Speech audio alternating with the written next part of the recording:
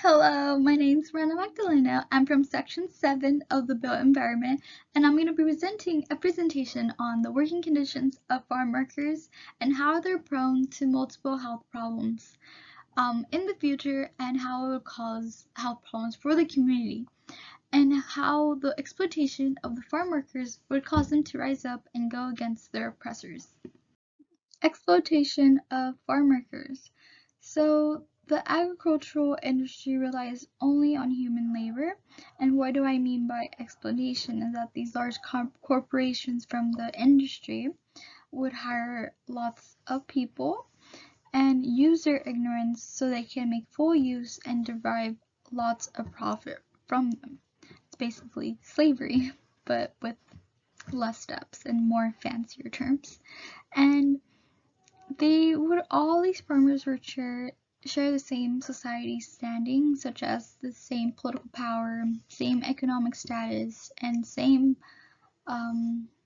lack of knowledge of how the American system works. And because they're working outside, they're exposed to toxic chemicals such as pesticides, airborne pollutants, and harmful UV rays, and extreme weather conditions. And because they're working outside, they are forced to work on these uncontrollable environmental conditions. And also, many of these farmers would be people of color. Many of them would be migrant workers and also live in rural areas. And when they're working, they usually work for long periods of time, such like morning until night, work many hours in order to provide for their families. So this is a graph and how long the farmers are working for. So they're working 50 hours per week, which is 10 hours more than normally. And then you could see the age range of people who work more. So there would be 34% more people work in ages 1 to 40, and 41 to 50, 10% more, and then 47 to 50, 22, and so on. And basically this would be like a catch-22 situation where in order to compensate for the low-paying job, like low wages, they have to work more hours, and then they work more hours, they are exposed to many of like harmful working conditions, and because they're exposed to many working conditions, they're prone to multiple health problems in the future. And then in order to compensate from the bills for health and stuff, they have to continue working. And then it goes in a huge circle, going back and forth, and it's really sad that they have to continue pushing their limit in order to obtain money and provide for their family. So the caucus-mycosis, also known as valley fever, is a fungus that acts like an influenza. So this is a chart that separates the saprotic life cycle and the parasitic life cycle. So the saprotic life cycle is the early life cycle of the valley fever. So it starts off by a thread-like structure called the mycelium, and then they are born in very dry soil, mostly in the Midwest or the Southwest. And then in the soil, they would form like nuclear division and create spores, and those spores were turn into endospores, and the endospores would be released out of the fungus and into the air. And then how farmers obtain the fever is by inhaling the deadly chemical, or just being very close proximity towards it to be able to inhale it. And then it just makes me sad that these farmers have to work like long hours and risking their lives for our sake to have fresh produce at our supermarket every single day. So UC Davis performed a study showing the farmers in California, showing that 15% obtain valley fever or already show symptoms of the valley fever.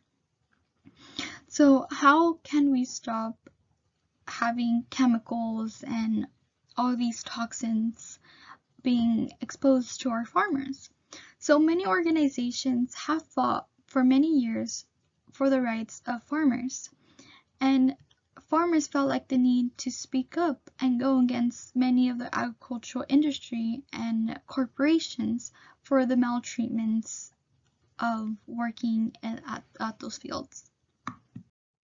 So Cesar Chavez is one of the leaders who started a huge organization to help save farm workers. So he called it the United Farm Workers Association.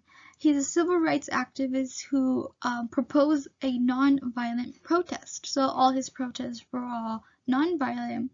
He used his inspiration towards for a greater use to help save these people instead of getting them into even more danger.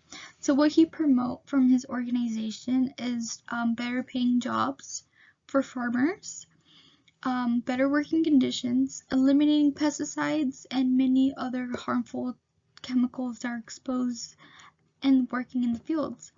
And what makes him very unique and stand out from other organizations is that he really impacted the United States and many other foreigners by he was the first to demonstrate what happened to these people and what's being what what was actually happening. So it was more than just bad working conditions. It was about racism, discrimination, um, migrants who just wants to have a better future. And then what he did for himself and how to prove himself that his loyalty towards the community is that um, he started all these organizations. He was a leader for most of all these organizations. And then he also did a lot of fasting, which he would not eat any vegetables or fruits. And then that really shows how he really wanted to move these people. He really wanted to make a change for these people. And then he was just great inspiration. He brought out many of these movements into television, so many people realized what was being done to them, and then he was just a very great leader overall.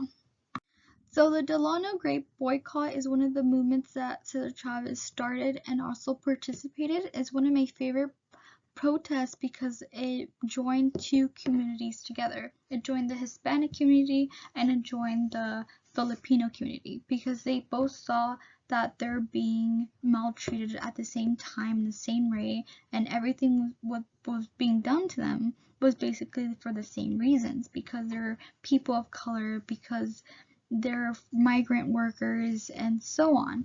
So what made this protest very impactful is that they made lots of people throughout America stop buying grapes and produce from their supermarkets. And this made the agricultural industry see that their profits were getting lowered because people are not buying these produce anymore.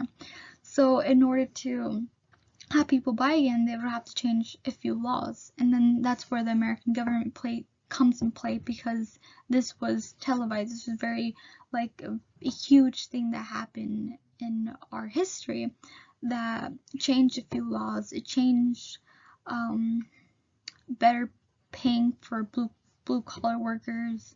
It changed better working conditions and overall help future generation get a better start up in life.